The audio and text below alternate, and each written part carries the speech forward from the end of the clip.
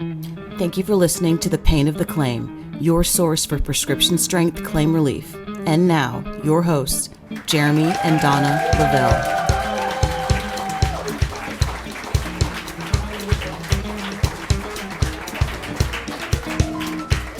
Hey, welcome to the Pain of the Claim podcast. I am Jeremy Lavelle. I'm always with Donna, and we've got a very special guest today. Leland Coontz is on with us. Those of you who bounce around the Facebook arena have probably run into his comments or his posts a time or two. Hey, Leland, thanks for joining us today. You're welcome. I'm going to have fun. Well, that remains to be seen, because most people tell me I'm absolutely no fun whatsoever. So if you can do it with me, you can do it with anybody. I can tell you that. So, Leland, tell us a little bit about how you got into the claims world, kind of where you came from, what you were doing, maybe even a little bit before that. Well, one of the things that I run into sometimes is people wonder why I have the experience that I do. And I wonder that myself sometimes. First off, I'm 61 years old. So if you're in the business and you're 30 years old, I got an extra 30 years of business experience. That doesn't mean I'm necessarily any smarter than you. It just means I've been doing it longer. So the other thing I noticed the other day, I was looking at a map on Reddit. Sometimes they put up really interesting maps to show different issues going on in the world. And there was a map of the United States, and it showed Los Angeles County has more population than almost the entire rest of the United States. Well, it showed all the states that Los Angeles County has more population, which states have less population than Los Angeles County. It was almost every state except Texas. And then I was thinking about that because I do a lot. I'm in Orange County, which is, where Anaheim, Disneyland is, right? Newport Beach, but I'm like, say, 45 minutes from LAX. In California, we usually measure distance by drive time. Mm-hmm. So we say I'm an hour away, I'm 45 minutes away. And nobody knows how many miles it is. So I'm about 45 minutes from LAX, probably 45 minutes from downtown LA. And I do a lot of claims in Los Angeles County, but I also do claims in Orange County, where I live, and San Bernardino, Riverside County. Those are the desert counties to the east of me. And so if you take LA County alone, has more population than most states. And that's not even including all the counties I work in. Because once in a while I'll go north or even south to San Diego. So the thing is, I'm in a very densely populated area. So that also means I see more claims, or maybe more of certain types of claims than a lot of people would. And this is something true for young people. If you want to do certain types of business, it's known that you need to be located where that is happening. You can't be a patent lawyer in a small town. Nothing against small towns, but you're not going to have any clients if you're a patent lawyer in a small town. Exactly. So the thing is, and I love small town America. I think it's fantastic.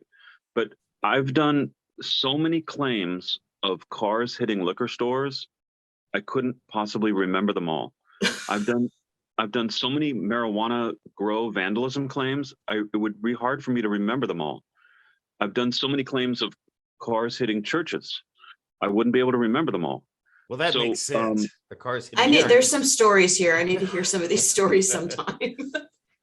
Well, one carrier that I worked for did a lot of commercial property in say lower quality neighborhoods. And so they just had a lot of cars hitting churches and cars hitting liquor stores. But in any case, so backing up a little bit, this is like my third or fourth career, which is typical for Americans. If you talk to Europeans, a lot of times they get a professional degree and they stay in the same career their whole life. But the average American, because we have a lot less barriers to entry. You don't have to necessarily have an education to have a professional career. I'm not a college graduate myself. I have a lot of education, but I'm not a college grad.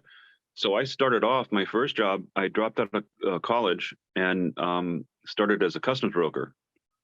Those are the people that clear freight. It's a service business where you clear stuff through customs. You fill out all the paperwork, and you also have to deal with USDA, FDA, Fish and Wildlife, all the other government agencies that need to put their stamp on things before U.S. Customs will.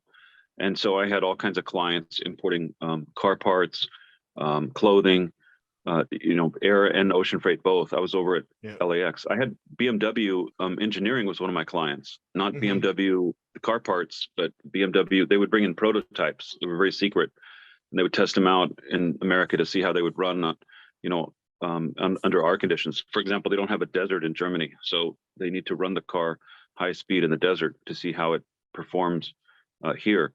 So Interesting. yeah, also, in Germany, they drive 110 miles an hour. It's a very ordinary thing for middle class people to drive 110 miles an hour with the children in the car. And we don't do that here. So our gearing is different. So they would bring prototypes to test them. I did a car for Wilt Chamberlain. So that was my first career. Then I started doing insurance restoration sales. So I worked for a small company in South Orange County. And, your restoration contractors in Orange County, they tend to be basically flooring contractors, because we only did maybe 2 fires in a year, and mostly we did slab leaks. I was in South Orange County, which is really known for slab leaks. I think the city of Mission Viejo or Aliso Viejo, one of those South County cities, they had a class action lawsuit because so many people had slab leaks, and it was something in the water that was making the pipes deteriorate. Wow. So that was really my bread and butter. I mean, just constantly doing slab leaks. And this is an example of, if you do a high volume of claims, you'll see things that maybe someone else will not see in their entire career. I had 2 claims where we had an artesian well effect, where there's a high water table and there's a slab leak. And outside the property were some high hills.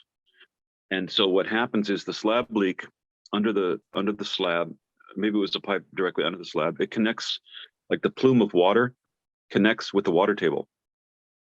And now you have water, maybe it's 10 feet down, but it's 10 feet down up on the hill.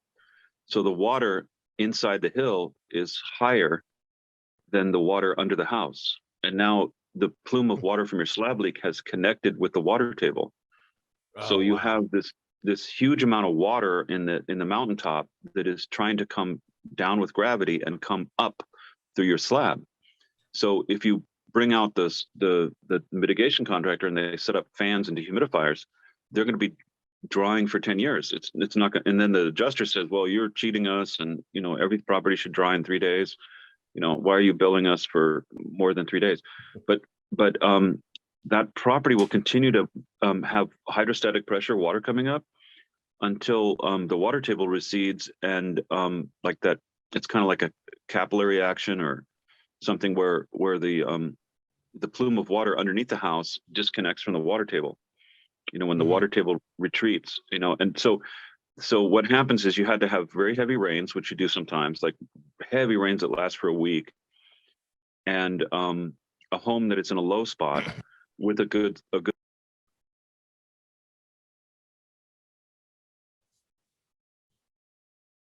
ever. So, and those were in South Orange County. So that company pretty much failed. And I went like 2 doors down just to have some kind of a job. And I was selling granite countertops and carpeting and flooring. So I learned a lot about those materials. And we would also do installations by subcontracting people, even though the company wasn't a contractor. And then I got the opportunity to go to work Hurricane Katrina claims for State Farm. Now, at the time, I was putting adjusters on a pedestal. I really thought adjusters were like these gods that could decide what to pay and what not to pay. And I never thought of myself as, it's amazing sometimes how we limit ourselves, where we don't think we can do something that actually is really not that hard at all. And I've tried to raise my kids to make them see that they're capable of things that, when my kids were little, I would have my daughters change brakes on the car. Yeah. And it's not because I wanted them to be mechanics. It's because I wanted them to realize, like, you can do this thing that even adults don't realize can be done. And it's actually not that hard. And you can apply yourself and figure out how to do things that you assumed that you weren't able to do. You can do things that maybe other people don't think that you should be doing. And they're actually not so hard when you try. So I had never thought of myself as being an adjuster, but I drove out to, I think it was Dallas, and they have the secret office where they don't have the name on the office because they don't want retail people walking up, and they give you like a week of training. When I was there, I met two local guys from New Orleans who knew less than I did. The thing is, I knew Xactimate, so from having worked for that restoration contractor. So what happened is, I got 100 claims, and I was driving all over New Orleans doing these claims and learning how to be an adjuster on the fly. It's, sink or swim. Mhm. And one of my friends, the two guys, local guys that I helped, because he was a very well-spoken Southern gentleman, they said to him, Craig, we're going to give you the antebellum houses. And I don't know if you know what antebellum means, but it's like when you look at a dollar bill and you see the White House, which is a Greek revival building with the columns, the Greek columns, made to look, because in our culture, we value, democracy is a Greek word. We value those ancient principles. So we build a Greek looking building in America. I mean, it looks kind of like the ancient Greek buildings. So you look at these homes in New Orleans, and some of them look like that. And they're the homes that belong to the tobacco king or the sugar king or the lumber king. And these are homes that were occupied by state senators and people like that. And so they wanted a local guy who sounded like the clients and was clean cut with short hair. They wanted a local guy to handle those claims. So it didn't matter that he didn't know anything about estimating. What mattered is that he was a good, face for the company. So they told him, they said, Craig, we want you to handle these antebellum claims. And Craig was telling me, like, I don't want to do it. I don't know how. And I said, don't worry about it. I'll help you. So we went into one house. They had new old stock French wallpaper. So if you know, like people that collect cars, they know new old stock means, like, say if you had a 1940s Chevy, you can find a light bulb that's in the original box from 1940s. It's been on the shelf all that time. So it's new. It's new, but it's old. So it's called NOS. Sometimes, like on websites, they'll say NOS, new old stock. Okay. It's a new product, but it's, 80 years old on the shelf and never been purchased before. So they had French wallpaper that was like, 150 or 200 years old, that had survived several wars in a warehouse, never eaten by rats, never blown up in a war. And they bought this wallpaper that had never been installed and put it in their 20-foot foyer. They had a shoe closet that was bigger than most houses. And so I helped Craig, he helped me with housing, maneuvering around New Orleans. I helped him how to estimate.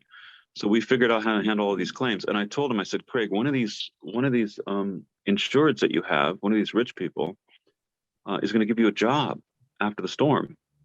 And so sure enough, but we had a wealthy family. We worked for them. So I wasn't a public adjuster, but we worked for them as employees, just for them. So it becomes legal, right? And we helped them get like another $700,000 on a bunch of their properties, including some properties in Mississippi. And that was kind of the first taste I had of not working for an insurance company, but working on the homeowner side to get more money. So the funny thing was, the IA firm I worked for, they had secretly hired a public adjuster to help the adjusters do estimates. And so State Farm didn't know that there was a public adjuster on the team. And of course, they would have been very upset if they'd known that. But I realized that I knew more than the public adjuster did, although he did teach me some things. You learn something from everybody. Sure. So I drove back to California, and I got a job with a big corporate restoration contractor, which is a real change from working for a fly-by-night company that went bankrupt. So this company was an official preferred vendor. You have people that you have contractors where the adjuster's friendly with them on a one-on-one basis, and maybe the manager's like okay with it or looks the other way. And then you have contractors that are official preferred vendors where they've submitted their financials and they've been vetted and they're on a program where all these rules. So this company I worked for was doing half of AAA's claims. So AAA wouldn't even send an adjuster, which is kind of a weird way of doing business. They would send a contractor instead of sending an adjuster.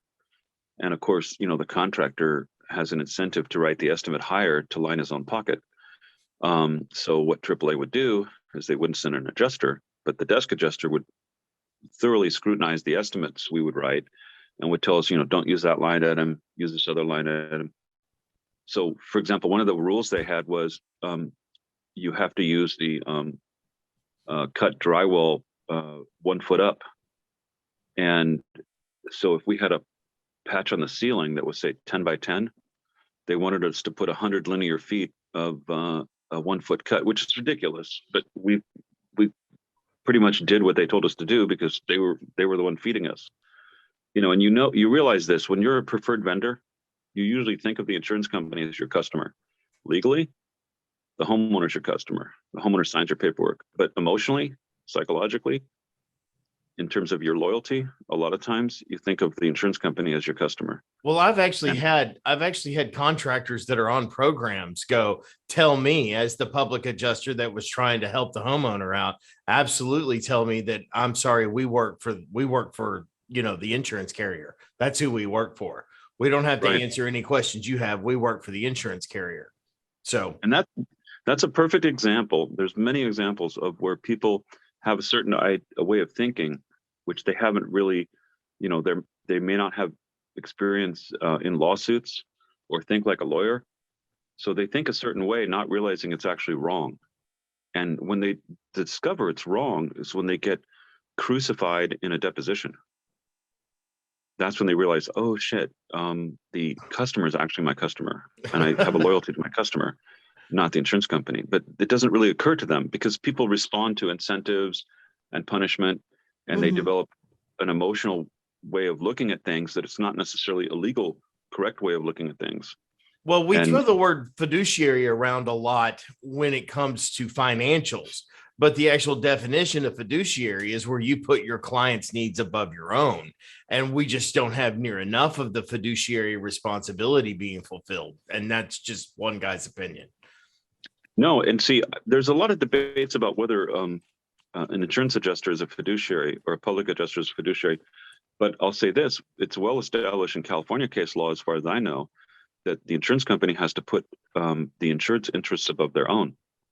So, for example, if the insurance company said, well, that's not covered, you can go ahead and suffer and lose a ton of money.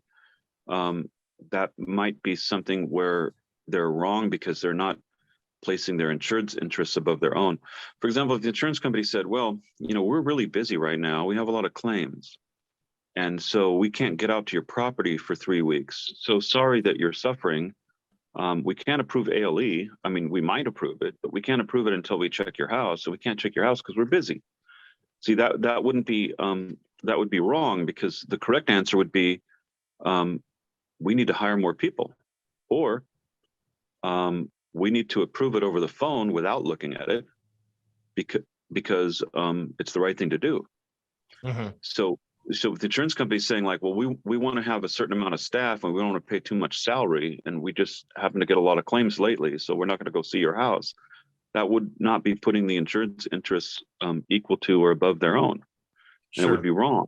We actually had an adjuster put an email, we're busy right now. And that's why I haven't called you in 2 weeks, because we're busy.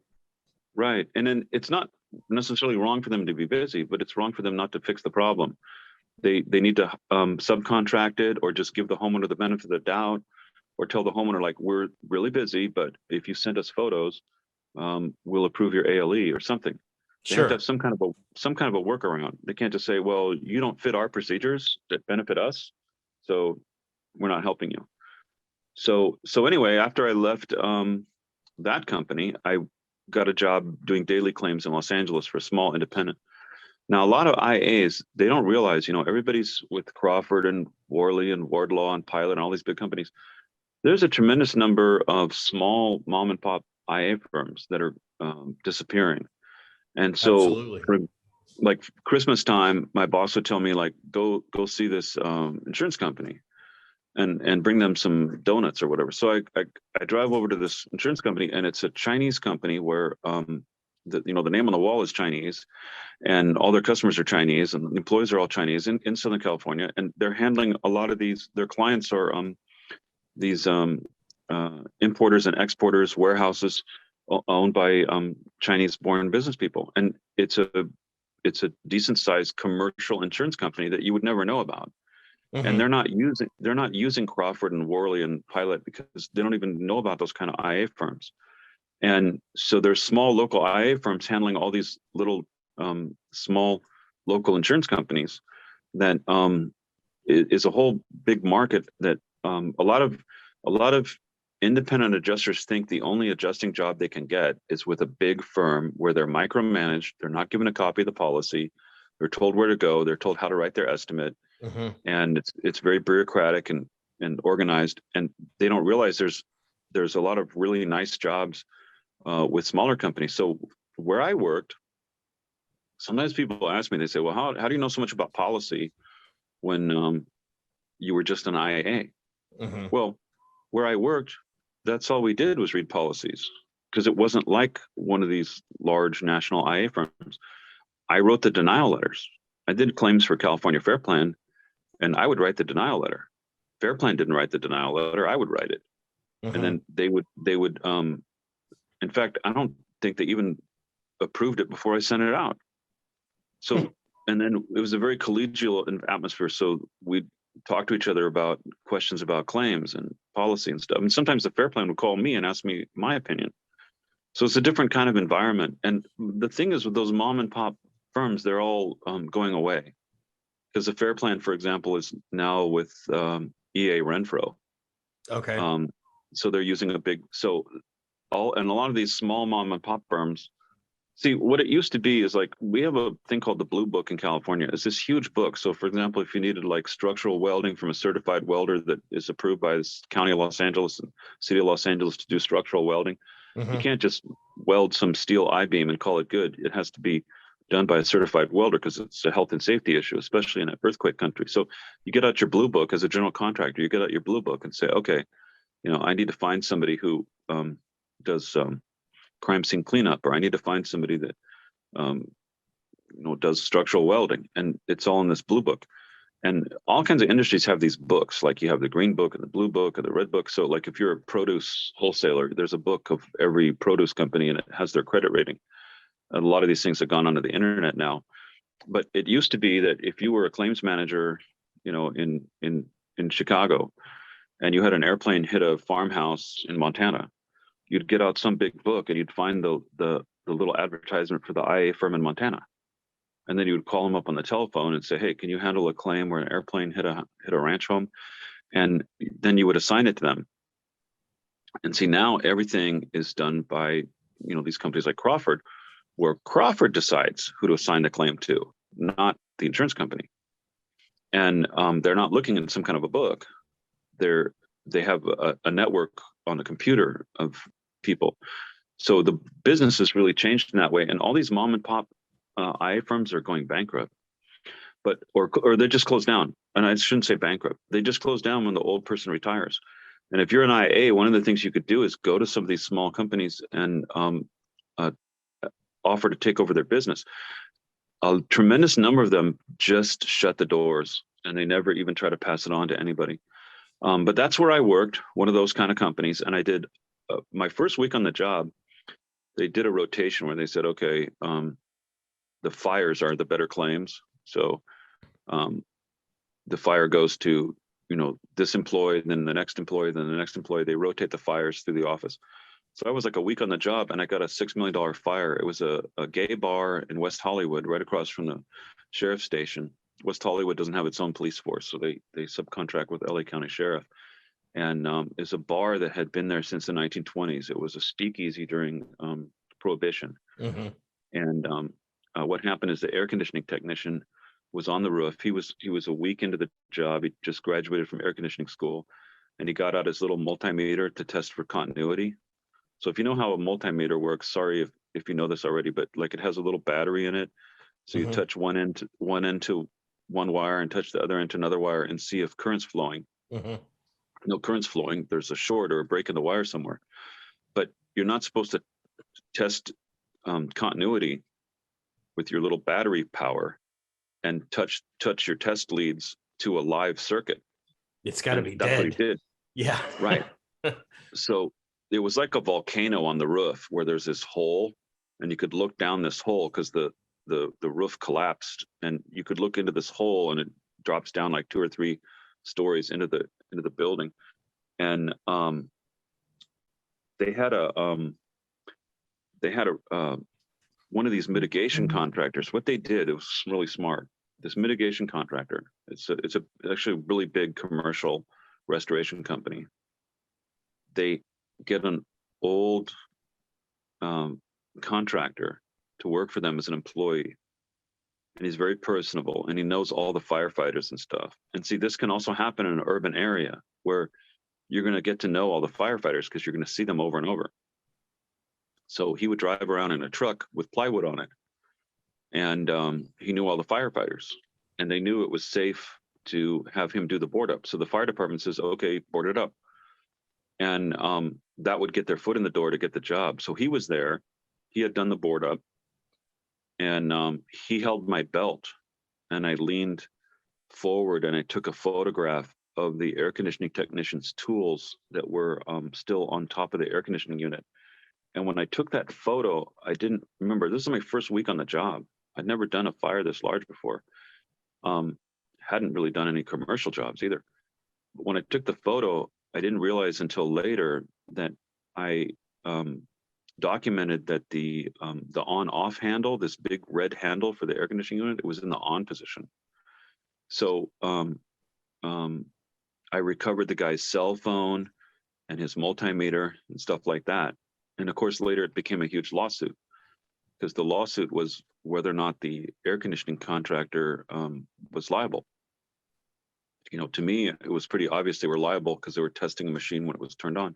Mm-hmm. What happened is when they tested the machine on the roof, it put power into the air handler, that like a little squirrel cage that moves the air.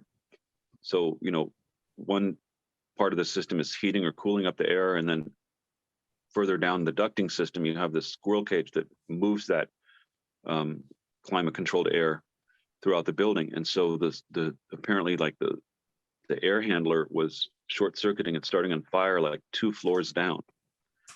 And the guy on the roof had no idea that he was doing this. Well, when it went to trial, the jury didn't understand how connecting the leads on the roof could start a fire 2 floors down. And obviously the attorneys didn't do a good job of explaining that it's just like a light bulb on your ceiling. How is it possible that a light switch on your wall will make your light bulb on the ceiling turn on? Well, because there's a wire hidden inside the wall, and current flows from one spot in the room to another spot in the room. Right. For some reason, the jury couldn't understand it, and they found that the air conditioning contractor was not liable. But yeah, so that was a really big claim I worked. So I worked there for 9 years. And I did claims for mercury, a lot of water leaks for mercury. Mm-hmm. The California Fair Plan, which is a named peril policy. So if you understand, probably a lot of your listeners know how this works. Your most homeowner policies, your HO3, is what's called open peril or all risk. Now, the open peril is the more modern term, because all risk is a bit of a misnomer. Because of course the policy doesn't cover actually all risk. Yeah. You know, your policy doesn't cover terrorism, for example, and it doesn't cover intentional acts of the insured. Yeah. So it doesn't cover flooding and doesn't cover earthquake. So that's your open peril policy is your HO3. But you have a lot of state fair plans, and these were started in the 60s when there was a lot of social disruption and people were moving out of the inner city, and it was sometimes impossible to find insurance. Now, if you can't get insurance on a building, you can't get a mortgage. If you can't get a mortgage, you can't buy it. Right. And then this is, you know, the politicians recognized and business leaders recognized that this is the recipe for total destruction of the city. So they decided to create these fair plans that would be insurance companies of last resort. And they usually have the same policy or very similar. They have a DP1. DP stands for dwelling policy. Mm-hmm. So DP1, now you can buy a DP3 from Lloyd's of London. So DP3 will offer more coverages, like the plants, trees, and shrubs coverage might be higher, other differences. Maybe it covers water leaks, I can't remember now, but the DP1 doesn't cover water leaks unless you can show that it's vandalism or vehicle damage. So your named perils, you got to have one of the named perils. So they are explosion, vandalism, theft, vehicle, fire, and smoke. So, but there are some limitations. For example, the vandalism is not technically vandalism. The name of the peril is vandalism and malicious mischief. And so it's a little broader than what you might think. And then theft, it covers theft of building material, but not theft of personal property. Right. Okay. So if you have a water leak, it's not going to be covered unless you can show that it was caused by, for example, a vehicle hitting the house or vandalism. So if the tenant, busted the pipes, and that happens a lot. So with vandalism, you really want to look at the totality of the evidence, because if you laser focus on the leaky pipe and, try to argue that the tenant did it, well, where's the totality of the evidence? Do you have text messages from the tenant saying, I'm going to screw up your property? Was the tenant behind on the rent and getting evicted? Did he trash talk the landlord to neighbors? Did he put all kinds of other damage on the property? So then you look at the totality of the evidence and you can conclude that, it looks like this sink was left on purpose. And so all the damage to the wood floor is from vandalism, and the fair plan should cover it. So I did a lot of those claims, and we got a lot of fire losses and a lot of smoke claims in California. The fair plan wouldn't cover windblown ash. Oh, really? Cover smoke, but not ash. And so a lot of people would say, they would call in and say, oh, I got ashes all over my house, because the wind would bring ashes just landing everywhere. I get it on my car sometimes I live in Santa Ana. So if there's a wildfire miles away, the wind might pick up ashes, and I'll have a bunch of white ashes dropped on my car. Every couple of years I'll see that, even if the fire's not near my house. So I don't even know where the fire is, and I might find ashes on my car in the morning. It doesn't happen every day, but it happens like once every couple of years I'll see that. So a lot of people would call in and say, I got ashes on my house. And then I would go out as the adjuster and interview them about smoke and ash, and they'd talk about ash, and they'd tell me they didn't have any smoke, and we would deny the claim.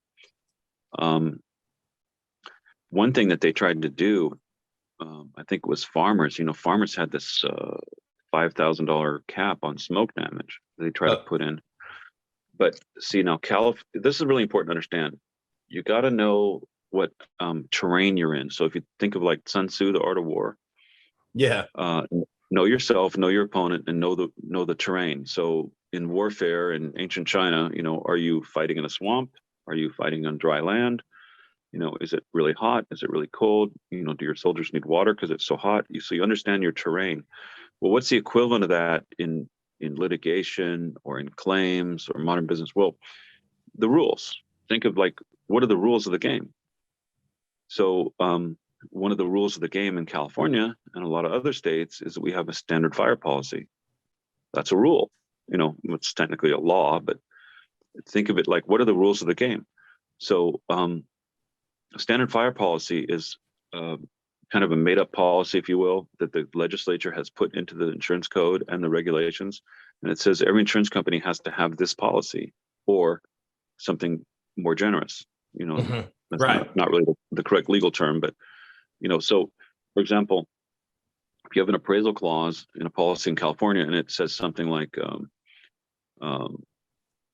both sides pick their appraiser and then the loser has to pay appraisal fees. I'm just making something up. Well, that would conflict with the standard fire policy because the standard fire policy doesn't say that. And sometimes you can have a lawsuit where you can force the insurance company, the court will rule that the insurance company can't use the language that's in their policy because it conflicts with the standard fire policy. So the thing is, the standard fire policy requires the policy to cover fire. And I think my understanding is the courts ruled that smoke is basically the same as fire, and you can't have a limit on smoke. Gotcha. So the standard fire policy would allow you to have a limit on mold because it doesn't talk about that, but it's not going to allow you to have a limit on, a sublimit. If you got $100,000 of coverage, you got $100,000 of fire coverage, and you can't say, you got $100,000 of coverage, but only $5,000 for smoke. So I think, I'm pretty sure farmers changed that policy and no longer has that 5,000 limit. But the thing that's interesting is you can have policies that are basically not legal, policies that say things that conflict with the law. And I think it's really important to know, if you're a public adjuster or contractor or homeowner or lawyer, am I in a state that has a standard fire policy? And I had one time I had an attorney call me. He says, I don't know why he asked me this question, because I'm maybe people think I'm smarter than I am, but he asked me, he said, and this is a really prominent attorney. He said, do you think we should appeal this case? And I don't remember what the issue was, but I was thinking, I said, well, doesn't that policy conflict with the standard fire policy? And he's like, yeah. And I said, well, did you guys argue that in your pleadings? And then you could just hear, the disappointment. He said, no. Because see, my understanding, the way it works is like, you got to make your arguments. And if you leave something out, then you can't add it later. So he actually could have argued that the policy wasn't valid, and he didn't argue that. And you can't appeal something that you didn't already argue. So I think that's really important to understand. The problem is the insurance companies with these policies that aren't legal, they don't believe that their policies aren't legal, or even if they know that, they're not going to admit it. And they're going to force you to litigate sometimes instead of doing the right thing. The states that have a standard fire policy, based on the research that I did while Leland was talking, is Arizona, California, Georgia, Idaho, Iowa, Louisiana, Massachusetts, Michigan, Minnesota, Nebraska, New York, and West Virginia. The fact that it was in alphabetical order was free, folks. So again, you can just Google standard fire policy and find out if your state is one of those, if you didn't get a chance to write it down. Texas, I noticed, is not one that has a standard fire policy. That's really interesting, because it seems to me, because when Leland and I were talking on the phone yesterday, there were some things that you had kind of led into some things in a policy may not necessarily be legal all in all. Like, for example, take the appraisal clause, like in Texas. Most appraisal clause in Texas read something to the effect of, you pick yours, we pick ours, and we each pay our own appraiser. Well, if the insured gets into a situation where they lose the appraisal, that policy thereby has harmed them, has cost them more money than what it should cost them. And I don't know if that's legal or not, but it certainly seems to be an unfair. Well, okay, let's talk about that. So in California, it's another example of understanding the rules. And then, there's a lot of criticism that flies around the industry, like, well, you're dumb because you're doing it wrong. Well, people are applying the rules from their own state. So imagine if you and I are playing chess, and let's say I'm going to make this up. Let's say in my country where I come from, you're allowed to move the chess pieces off the board and back on again. Mm-hmm. So I'm going to play like the way I know how, and you're saying like, well, geez, your piece is over on the edge there, it's going to get attacked. And I'm thinking, no, I can move him off the board and move him back on again. Obviously, you can't play chess that way. But imagine if I was from a country where we played that way, where pieces moved off the board and back on again. My style of play would be different from yours. Sure. Because my rules that I know are different. And then you're telling me I'm a dummy. Well, I'm not a dummy according to my country's way of playing. Sure. Right. And so what happens is, like, Texans that know what they're doing with claims and lawyers, they're always pounding the table, proof of loss, proof of loss, proof of loss. And I get on Facebook. It's amazing how much I learn on Facebook. It's just crazy. All kinds of stuff. And the thing is, like, it helps you. One of the things you got to realize, if it's working correctly, it'll help you get outside of your bubble. And so I had another attorney. I had a California attorney call me one time. He says, what's this proof of loss thing? Now, this is a law firm that won a $6 million case against State Farm. They won $1 million in contractual damages and $5 million in punitive. And this guy called me a couple of years ago. He says, what's this proof of loss thing? So the thing is, my attitude towards a proof of loss is so different from someone in Texas, because you don't need to file them in California. I have a couple claims right now where these out-of-state adjusters are telling me, have your homeowner sign this, have your property owner sign this proof of loss, and then we'll send you a check. And so I email them back and say, please send the undisputed amount right away. And I'm kind of baiting them or waiting for them to say, oh, but you have to sign the proof of loss first. That's a bad faith move in California. Right. Because in California, you have to pay the undisputed amount regardless. Now, this is what we were talking about in terms of like warfare. So one of the things like Sun Tzu teaches in his book is like, say if your soldiers are in the hot sun and they're running out of water, and the fortress you're trying to attack has water in it, well, you probably need to attack today because it's not getting any better for you. You're running out of water. Mm-hmm. Okay. You won't be able to attack in a week or two because your men will all be dead of thirst. Mm-hmm. Well, but what if it's the opposite? What if the people inside the castle have no water and you're outside where the stream is? Well, you can take your sweet ass time because they're going to get worn out and die of thirst. So in Texas, you basically drop a nuclear bomb on the insurance company. You say, Right. Here's our proof of loss with all this documentation, and you jam it to them because the law, see the rules of the game, the rules of the chess game, the Texas law says they must pay your proof of claim. You must file it. It's my understanding you're like not in a good position legally in litigation if you haven't filed it. Oh, and wait a minute, they have to pay you interest.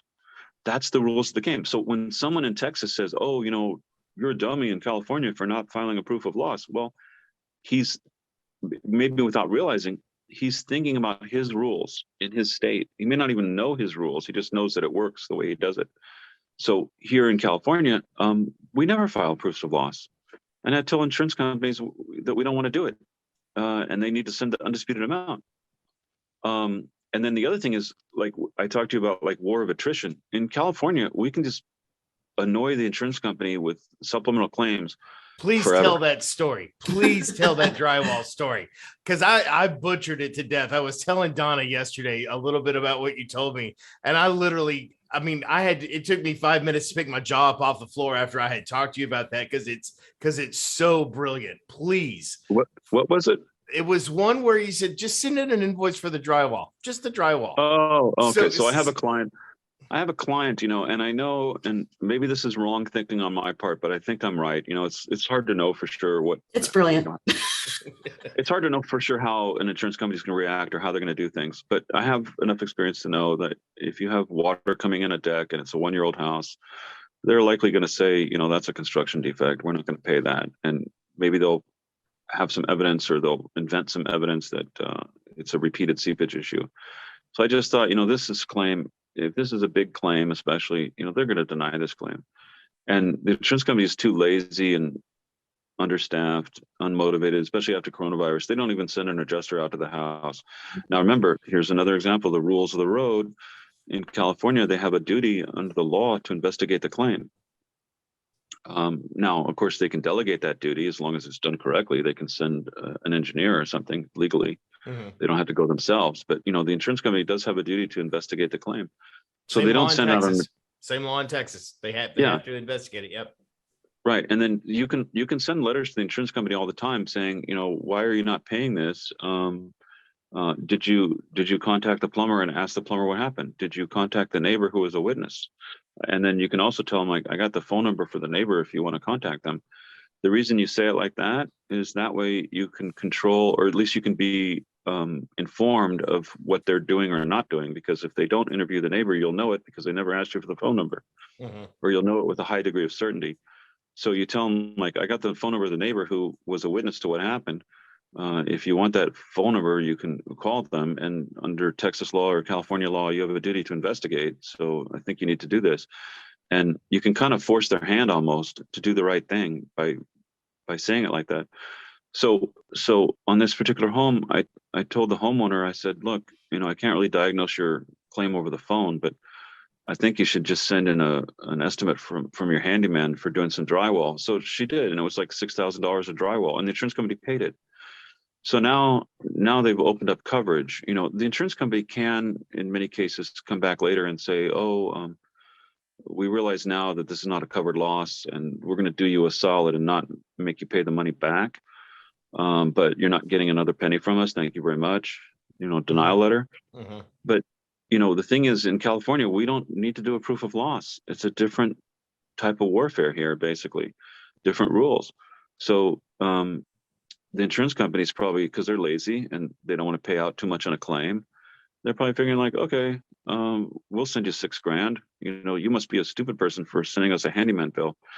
But now the homeowner can come back and say, okay, I also need electrical, and I need insulation, and I need this, and I need that. I need I need drywall like what a professional would charge. So I don't want 6,000 anymore. I want 10,000. Much harder for the insurance company to deny the claim after they started to pay on it. So I had one claim where I was working really closely with the attorney who owned the home, and criminals came in and grabbed the copper pipes, and water was spraying everywhere. And they didn't bother to turn the water off to the house when there's, the meth addicts and stuff do this kind of thing. They strip wires out of houses. Especially with the price of copper going up. So we got 17 supplements on that house. And the thing is, in California has another rule that's very interesting. The statute of limitation, have to drink a glass of water before I say some of these things because they're tongue twisters sometimes. The statute of limitations is equitably told during the period of investigation. So what that means is if the insurance company is investigating your claim, or said another way, if the claim file is open, then you basically have forever. The clock starts running the day they close your claim, and then you have 1 year from that date. So it's possible that you could have a claim open for 5, 6, 7 years. I have a claim right now that probably should already be in litigation, but the property owner hasn't pulled the trigger. It's about 5 years old, and It's still open. And so, yeah. So this guy got like 17 supplements, and the insurance company. So one of the principles in Art of War is know your opponent. So like when I was an adjuster, I would be going to these homes in the Hollywood Hills and places, and especially the person has an unusual name. If the name is John Smith, you're not going to figure out who they are. But if their name is kind of unusual, you type it into Google and you find out that they're a UCLA law professor, right? Well, that's good to know if you're an adjuster going up to the house. Yeah, right. You need to think more carefully. And then when the person starts asking you legal questions, you realize who's asking, and you can be prepared. If the person is an accountant or something, so I would sometimes Google these people to see, especially like say the policy, the deck sheet shows $2 million of coverage on the house. Well, I know this is probably a higher end home, and it's probably somebody educated, and it's probably somebody that's going to be concerned about their wallpaper getting replaced. And then I find out they're a professor or something, or a famous musician or something. It's just good to know who you're dealing with. Mm-hmm. Not that I'm going to treat one person different from another, but it helps me to understand how to relate to them. Well, you'll better understand what they're looking for and what their rub's going to be. And so, I research adjusters. The way you explain something to an engineer is different from the way you explain something to a lawyer. Sure. Because they have different backgrounds. Mm-hmm. So this insurance company, back to my 17 supplement situation, they apparently on check number 17, they finally decided to Google the guy and discovered that he was a bad faith insurance lawyer. They didn't know that. So then they told him, they said, well, we want you to sign a release. We'll give you this last check, but you need to sign a release. And I doubled over laughing. I remember I was walking down the sidewalk. Actually, they don't have sidewalks. It was in New Jersey. I was working Hurricane Sandy because I was moonlighting. Helping this attorney. And I was working I was taking a sabbatical from my daily claims job to work.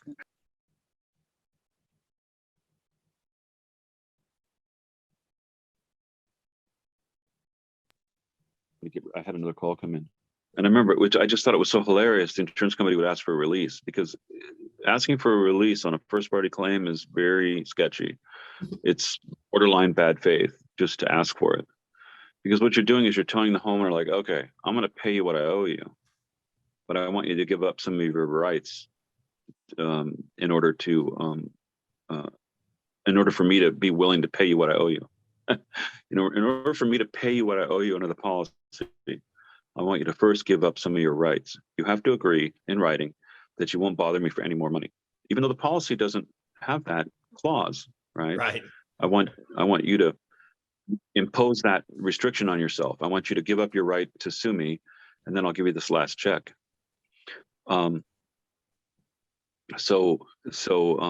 Yeah, I just thought it was really odd that they would ask for a release. Chip Merlin has an article explaining why the homeowner should not be required to sign a release, and that's one of the reasons, is that they're giving up a right for no benefit. Now, here, I have no idea what happened. My Zoom just shut down for some reason and then rebooted. okay, so imagine if the insurance company came to you and said, look, we have a legitimate disagreement. It's not a bad faith situation here. We have a legitimate disagreement with you on how much this loss costs. You know, our hygienist said it's a light cleaning. Your hygienist said drywall has to be removed. We have a legitimate difference of opinion here because our hygienist is highly qualified and he's not a biased guy. So we have a legitimate difference here. But tell you what, we will pay you what you're asking, but we'd like you to sign a release. And for your trouble, okay, because you're giving up the right to sue us, we're going to throw in an extra $2,000 as an accommodation, or whatever you want to call it, you know, for you giving up your rights. That would be a lot more good faithy, because they're paying an extra $2,000 in exchange for you giving up your right to sue. And it's not based on some bullshit trick. It's based on a legitimate, you know, or in their view, a legitimate difference of opinion. Mm-hmm. But if they just tell you, like, we're tired of your bothering us, so sign this release, it would be very tough probably to overcome that in court, because judges respect, you know, contracts and written agreements, but you might be able to get it thrown out because it's bad faith. Well, think about it. I can't remember, between Texas and California, one of the states has a rule that says it's explicitly prohibited to hold one part of the claim payment hostage for another. I think it's Texas. No, I think it's California, but Texas has that too. Texas has that too. It's Title 542 is the prompt payment statute that basically does not. It would be considered bad faith. Like if you have a structure claim and we know that the structure burned, but you have a contents claim that goes with that, to hold up the structure payment because we don't know what the contents are going to be. So we're not going to pay you that until you get us your inventory, kind of thing. Right. It's kind of like an extortion. So imagine, well, it's done with housing all the time. Like, Mr. Smith, you're being kind of difficult. And if you don't agree to my valuation of your contents, I'm not going to approve an extension of your motel. So then Mr. Smith looks at his wife and 2 children and thinks, like, well, if I don't agree to what the adjuster is telling me, I'm going to become homeless. See, so that's sometimes they like I'm not a lawyer and I probably get this wrong, but, you know, sometimes they talk about unequal bargaining power.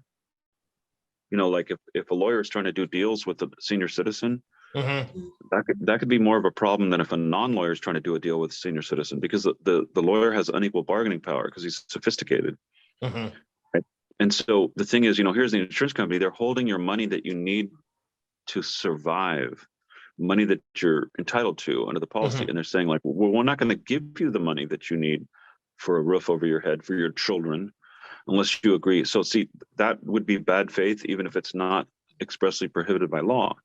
And I think some states expressly prohibit that for good reason. Mm-hmm. It's not fair. And then what I notice, what insurance companies do a lot, see, when I worked as an adjuster, we would see, like, for Fair Plan, we would see that, okay, this house is a total loss fire. And we'd give them 12 months of fair rental value. Now, fair rental value is different from ALE. You don't have to incur it. Okay, you're owed it regardless. So we would pay them 12 months up front. We just give them 12 months up front because we knew it was going to take, I mean, we could look at it and we're not stupid. Mm-hmm. We've been around. We know it's going to take 12 months to build this house. So here's 12 months of fair rental value. Boom, here's your money. Do whatever you want with it. It's the policy. So nowadays what they do is they try to renew your housing like every week or something, which is really terrorizing the insured, because the insured never really, you know, people like to know that they have some stability, and they like to know that they don't have to move all their stuff to a new place or find a new place to live. Absolutely. So if you have a project that's going to take 3 months to rebuild, and the adjuster's like, well, I'll approve 2 weeks of housing. Mm-hmm. And then like 5 days before that expires and you're going to have to get kicked out, then I'll extend it for another 2 weeks. And then I'll do it again and again and again. So I'm going to terrorize you every 2 weeks. Psychological. That's right. And I don't know that they're necessarily doing it on purpose. I think it's just what they're told, how to keep a tight leash on the money. And they probably, here's the thing too, if you think about like sociopaths or psychopaths, which are two different things, I think one of them is like biological and the other one's learned. You can study that if you want, but the thing they have in common is they don't have any empathy.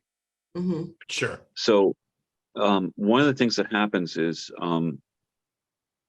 so this is something I noticed when I was in the freight business. We would have an airway bill, like say it's like British Airways or Lufthansa, the German airline, and would say 2 for the quantity. So the clerical people, I was a manager of an import office for a couple different companies, and I started my own customs brokerage too. So the people typing up the paperwork, the entry writers that are submitting it to customs, they put quantity 2, right?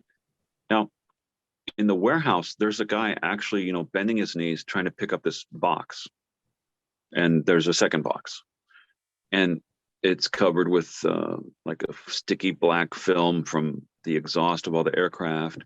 And it's got writing on it in a foreign language, and the box might be falling apart a little bit. And, maybe it's buried underneath other boxes and they got to find it. And so the guy in the warehouse is dealing with an actual physical box. But the clerk in the office, like a desk adjuster, they're just dealing with the number 2 on a piece of paper. Sure. We talked about this earlier. Yeah, I used to have situations where, say, for example, somebody would, like say with jewelry, I imported $1 million diamond a couple of times where the passenger would carry it in their pocket.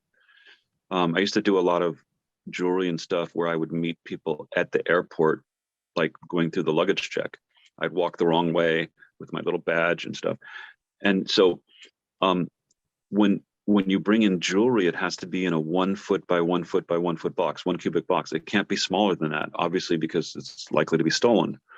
So sometimes these exporters would combine a couple of small boxes and tape them all together into one big box. And then what if the guy loading the airplane says, well, let's cut it in half so we can squeeze it into the aircraft, this big aluminum box that goes in the belly of the airplane. So they take one box and turn it into 2. So the paperwork says 1, but the reality is 2. Now, if you've worked unloading airplanes or picking up freight or working in the warehouse, or like for me, I did a lot of messenger work around the airport, I would understand that because I've seen it with my own eyes, and I picked up freight myself, go pick it up with a personal vehicle and bring it to downtown LA to the jewelry district or something. Sure. But if you're working behind the desk, like a desk adjuster in insurance claims, it might be really hard for you to understand that 1 became 2. You just don't get it because you haven't seen it physically with your own eyes. Right. And you can't understand why you're supposed to change it to 1, even though it says 2, or vice versa. So that's kind of how insurance claims are. Sometimes it's an empathy issue, but a lot of times the person behind the desk, they just can't understand what you're talking about because they've never touched or seen or done construction. So now imagine, this is what's ingenious for the insurance company. If the insurance company hires people that are ignorant, now remember, the word ignorant sounds really harsh, but it basically means not They knowing. don't know. Yeah. Yeah. Unlearned. Yeah. Right. You could have a high IQ and be ignorant. For example, I'm totally ignorant about neurosurgery, right? I'm totally ignorant about how to conjugate verbs in the Indonesian language. Completely ignorant about that. Doesn't mean I'm stupid. Doesn't mean I have a low IQ, right? Right. So the adjusters are completely ignorant about construction practices. And I notice that more and more. And you wonder to what extent, okay, let's talk about the nature of evil. Okay. Let's say you're Nazi Germany, right? Well, you need the cooperation of your population. You need the cooperation of your soldiers to do what you want them to do. Now, is every single individual having evil intent? and wanting to act in an evil way? No. Probably not. I mean, some of them are clearly, but some of them are just doing what they're told, and they don't actually have evil intent. They're trying to save their own life. So does the individual have a moral duty to say, wait a minute, I need to understand the big picture here? Okay, so I'm working on this train manifest, and I'm placing these serial numbers on this manifest. But wait a minute, are these human beings? Because if these are human beings, I need to have a moral choice here. I need to do something. Like I need to reroute this train by accident on purpose in the other direction so they don't go to the gas chamber, or I need to like do something. Okay, I got to quit my job because I'm part of an evil. I'm not doing this because I want to be an evil person. I have to figure out a way to not participate in this, right? Correct. Or bear witness to it or something, right? I got to do something. And so what happens is, if you think about the nature of evil, a lot of times the individual players are not trying to be evil. So let's take it, obviously, insurance claims, it's not the same as burning people in ovens. I get it. Okay. I'm not trying to make that parallel, but what I'm talking about is the nature of evil doesn't necessarily require the individual person to act in an evil way consciously. They don't have to want to hurt people to be part of an evil system. So what I'm talking about is, if you have, say, for example, a vulnerable person, a single mom, a widow, and they have extensive water damage in their home, and the insurance company is not returning their phone calls or investigating their claim, and they're being harmed, the adjuster might be a very nice person, but this is an evil. I'm not trying to say insurance companies are always evil. I'm not trying to say that every claim handling is evil, but we know that sometimes this happens where someone will be really hurt. They might get physically sick. Their children end up with all kinds of breathing problems. So if you have someone who is ignorant of the right way to do things, and they're overworked because the insurance company didn't staff up well enough, and they're not required to follow the law, I honestly believe on the vast majority of claims I handle in California, the insurance company breaks the law. And I don't think the adjusters are trying to be evil. I don't think they're trying to break the law, but it's very normal for them to break the law. The law requires that they respond within 15 days to any communication that reasonably requires a response. The law requires them to pay or deny a proof of claim immediately or within 40 days maximum. The law requires them to share claim-related documents upon request. The law requires them to investigate the claim. I mean, I could go on. And on pretty much every single claim I handle, there's at least one violation of California law. Well, there's tons. So, I run into the same thing, Leland, in Texas. Because if you go back to Texas being a proof of loss state, and what we try to do is drop the bomb, as you put it, on the insurance carrier, and we give them this documentation, and as often as we possibly can do it, it's unbiased third-party source material that we're showing them, but they will still not look at that and defer to whatever expert they want to send out, whatever individual they want to hire to get the information that they want. I learned a long time ago, you can get anybody to answer any question the way you want to do it, if in fact all you're looking for is affirmation rather than information. And that is a very common practice that I see among desk adjusters. It's like they don't mind paying the claim as long as their expert says it's okay. And it doesn't really matter what you show. I strictly asked a desk adjuster just the other day, what is it in my report that is lacking that would help you make a decision on this claim? And they literally told me, we have to have it come from our expert. It can't come from you, which is directly against what the policy says to do under the responsibilities after a loss. Yeah, you're basically saying that that the insured is not to be trusted, and their information is not to be trusted, is what you're telling your insured. And see, the thing is, there might be a reason to mistrust the insured's information, but if you're just having a blanket response that we always mistrust you without even analyzing, Yeah. How is that ethical? How is that fair? Right. Right. And you can go get an engineer to say whatever you want them to say. I mean, generally, most engineers reports that are garnered from the behest of the carrier is nothing more than 14 pages of no. You know what I'm, Right. and it's with no real data. It's an assumption. It's an assumption based upon what's normal in the area. It has nothing to do with the location at hand. It has to do with what they find to be common in the area. Or it's just an alternative theory with no data at all. It just, well, it could be this.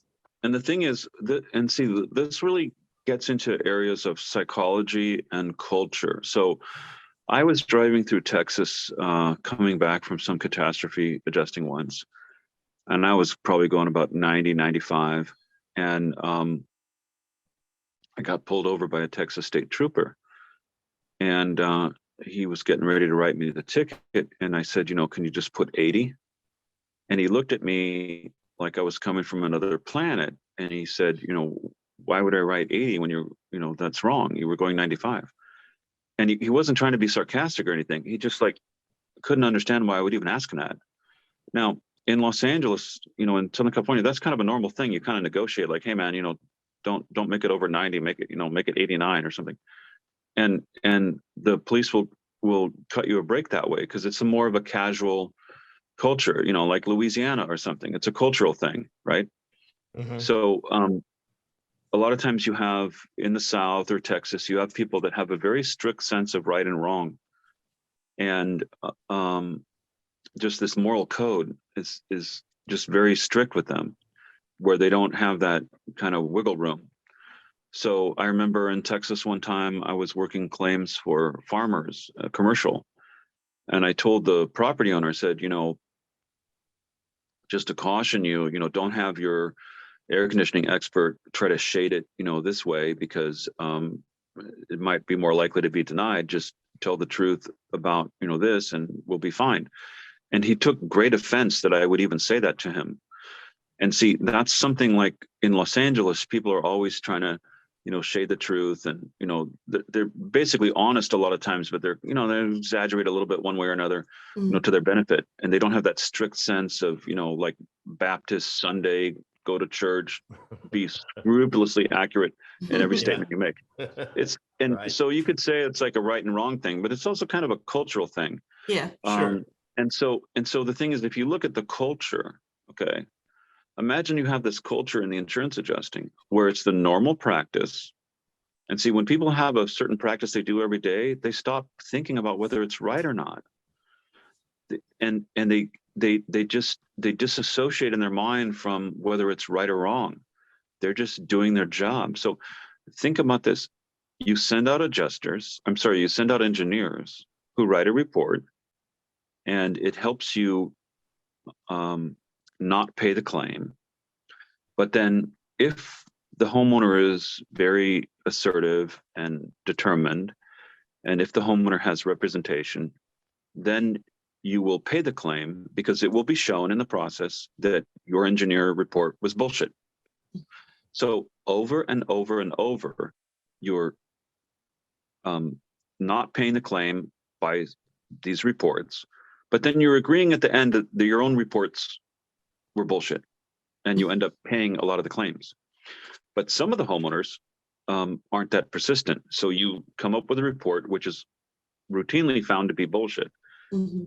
But those people don't get paid, and it's the end of the road for them because they didn't fight back. So how can you, as a human being, be involved in that process and not really step back and think, wait a minute, this is inherently dishonest? And I'll tell you an even more clear-cut example. Let's say an adjuster, let's call it like small town. Let's make up a name like Smallville, Oklahoma. So you have these claims in Smallville, Oklahoma, and you tell the contractor, like, well, if you can't get a letter from the city, I can't approve the code requirement for ice and water shield. Can't approve it unless you need to get a red tag, like correction notice from the city. Mm-hmm. Okay, now you're telling that to a contractor when 5 days earlier you approved that exact same thing for another claim. And 10 days before that, you approved that exact same thing for another claim. Right. And you've approved that exact same thing 20 times because it's been proven to you 20 times previously that it is in fact a code requirement. But on the claim that you're handling today, you have some good old boy, nice contractor that doesn't do a lot of insurance work, that doesn't know his ins and outs of the insurance work. And you tell him, look, buddy, I want to help you, but you have to prove to me with a letter from the city that that's a code requirement. Otherwise, I can't pay it. And you're telling him that knowing that you approved it because of documentation 20 times previously. How can you say that without realizing that you're cheating? How can you say that without realizing that you're cheating? And so what is the culture? And I'm not saying that happens every time they tell you that you need to get a letter from the city. They don't realize that the reason they're telling them that is to buy time. They don't realize that part of the process is to buy time and to delay. And they don't realize that's what they're actually doing. But what I'm getting at is how could you approve it on previous claims based on evidence that it is required, and then tell someone that you can't approve it unless they provide evidence that it's required when you know that it's required? When you already know. Yeah. Yeah. How could you say that to somebody? You see, it might make sense if you were approving it for 2 towns where you knew, but you weren't approving it for the 3rd town where you didn't know. That you might have a defense, that, hey, I'm acting ethically because I don't know on this 3rd town. This is the first time I had a claim. But if you've had previous claims where you've approved it, how could you honestly make that requirement? Besides the fact that it's BS to ask for a letter from the city, because that's not the level of that's not the standard of proof that's needed. Okay. In fact, you can even argue that it's the insurance adjuster who should be calling the city because they have a duty to investigate. So aside from that issue, how could you say no when you know that it is a requirement because you approved it previously? And see, the thing is, it would be interesting to have an attorney. Usually, like if you're dealing like with litigation on the Smith claim, you can't go on a fishing trip for all the 100 other claims that were handled, or at least you can't do it very easily. But it'd be interesting for a plaintiff attorney to gather that evidence that they make insureds prove things that the insurance company already knows to be true. Yeah. Just so they can delay. And exactly. Yeah. It's not right. So Leland, if you were to give adjusters or contractors out there one piece of advice in parting us, what would that one piece of advice be? What is the one thing that we can take away if you were to give us one thing?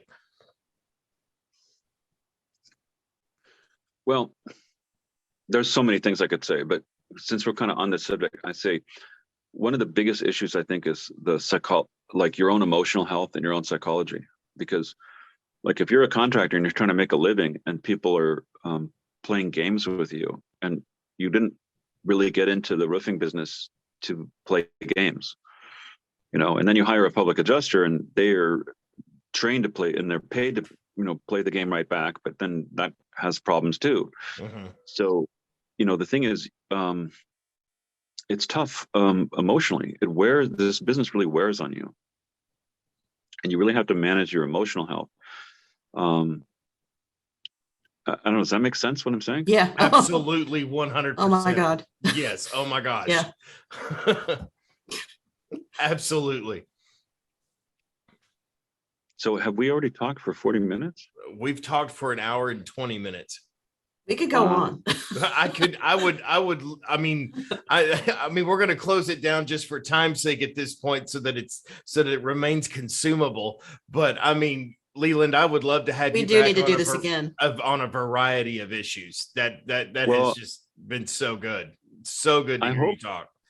I hope I gave you something interesting or useful. Oh my gosh. Yeah. I'm going to tell you, just so that everybody knows, the reason I called Leland and I don't know each other. I mean, other than trading comments back and forth on some of the different public forums like Facebook and, the groups out there, Level the Playing Field, Public Adjuster Attorney Portal. I mean, other than that, that's the extent of my and Leland's, knowledge of one another, but that's about it. But Leland, you put out a video the other day, and I believe it was a commercial fire loss or whatever. And I don't even remember what it was, but your explanation of what was going on there. And I actually went back and looked through the video because I wanted to put it in.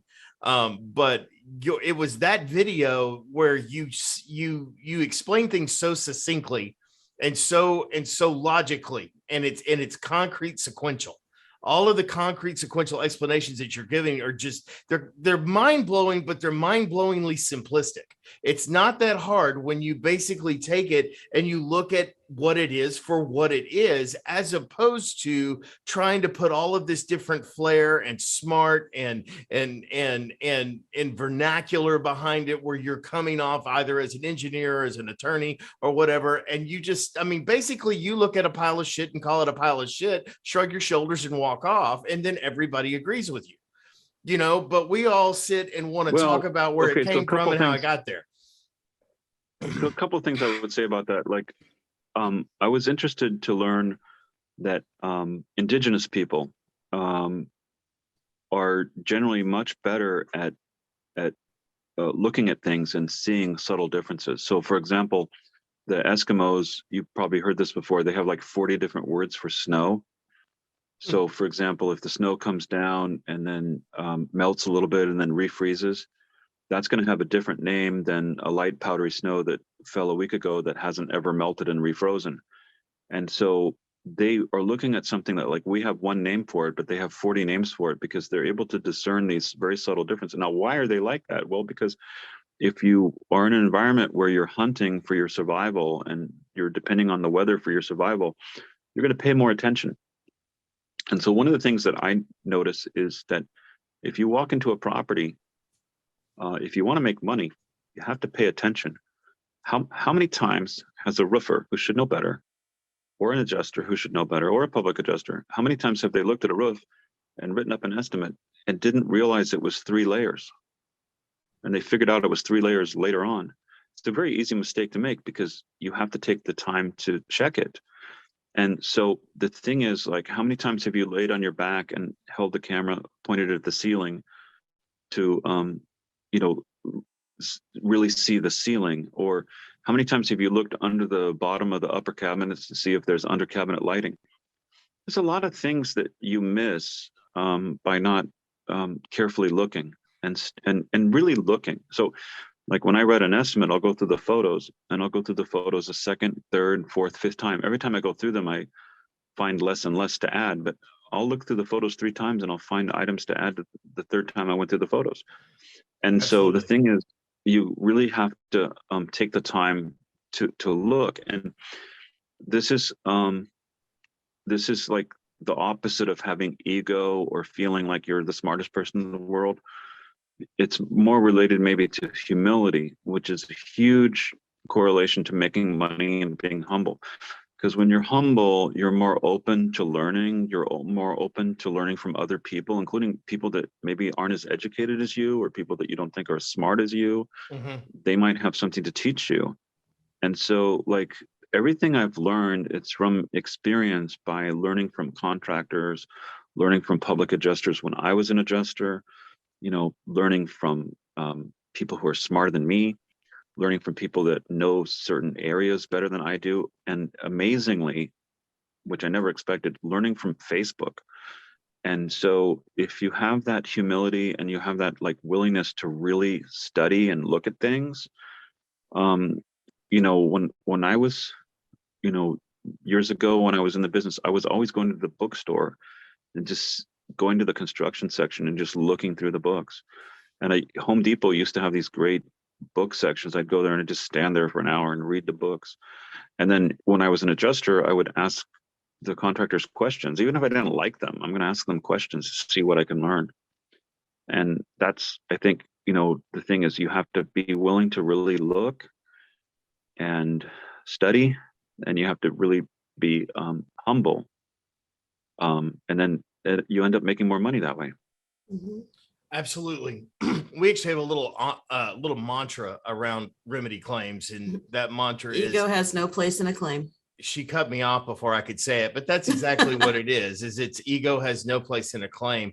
And that's because when we get our emotions and our desire to think that we're right, it becomes more about proving the point that we're right than it has anything to do with what is actually going on in that claim in and of itself.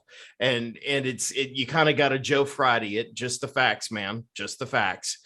And we want to be heard in so many different places, and it gets offensive and it becomes emotionally draining when you're dealing with somebody on the other side of the table. And I don't care what industry you're in, whether it's claims or contracting or being an attorney or wills and probates. But when the person on the other side of the table that you are in a negotiation with is not giving you the opportunity to be heard, and they've already made up their mind, it is frustrating.